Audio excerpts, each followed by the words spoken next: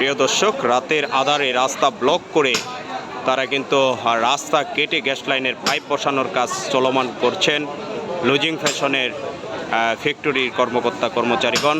আপনাদেরকে দেখাতে চলেছি যে রাস্তাতে তীব্র যানজট বাঁধিয়ে কিন্তু তারা কাজ করছে এবং এই ভোগান্তির শেষ কোথায় একমাত্র পৌরসভার প্রশাসকে বলতে পারবে। প্রিয় দর্শক, আপনাদেরকে দেখানোর চেষ্টা করছি যে এই মুহূর্তে গাজীপুর জেলার শ্রীপুর উপজেলার কিন্তু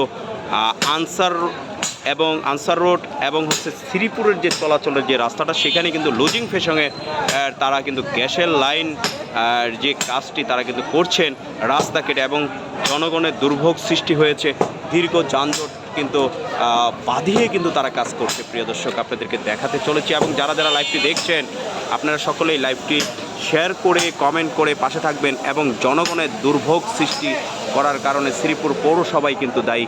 প্রিয় দর্শক, আপনাদেরকে দেখাতে চলেছি এই মুহূর্তে আমি উপস্থিত আছি আপনাদেরকে দেখানোর জন্য সশরীরে স্পটে। লুজিং ফ্যাশনের কোম্পানি প্রগতি ফ্যাক্টরি কিন্তু কাজ চলমান।